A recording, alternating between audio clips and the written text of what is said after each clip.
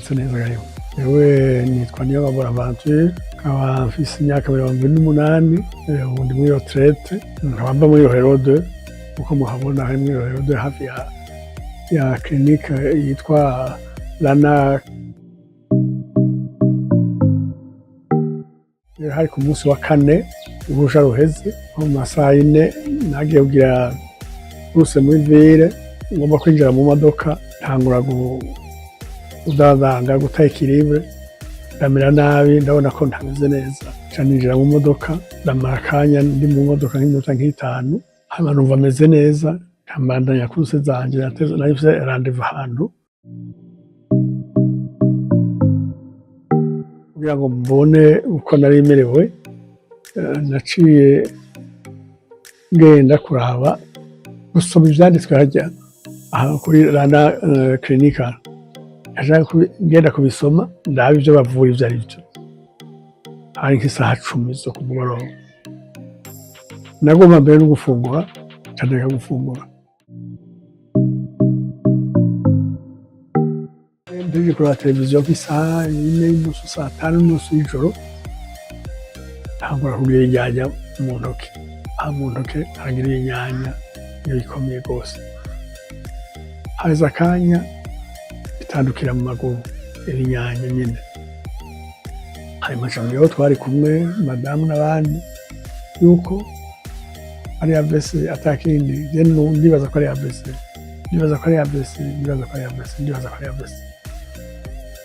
barateba ndakoma induru, nyarukana kwa muganga, nje ndaza aho mujyana, mwe tujyana hehe? Hari ahantu nzi ngaha nasomye ibintu nibo bampaye n'agati nanyoye saa ku mugoroba, baranjana hariho nka isaha 5:30 nsanga harugaye, ariko nadodoye bacaranyugurira, ndavuga ndababwira baca bafata bantwaye n'imodoka, urabona kuva ngaha gushika ahantu 1.30 m, ariko barenze kuntwara n'imodoka kuko sari nkivise. Naravuga amajambo ntiyaza yasokoroka, narababwira ibintu ntibavyumve, ariko kavuga heri ndo ndababwira ndi nyarutsa ivyo mwumva nigoga. Baca batelefona abantu ba scanner kugira baze kuntora,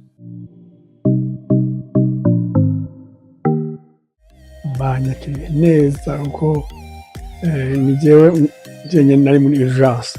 Baca banyakira buno nyene, bashyira ku gitanda, icyo gitanda bashyizeko ari wazanye ntuze chaise roulante, niyo banyakiriyeko. Baca bashyira ku gitanda cya urgence, ndaryama neza. Aho naryamye neza mbere naciye mererwa neza, n'inyanya zaciye bihera, banyakiye neza.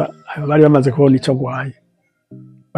ngwaye, baca banyakira neza, ariko bari bakenewe yuko bagira iyo scanner yo bihuta kugira ngo bakore bamenye icyo ngwaye exactement.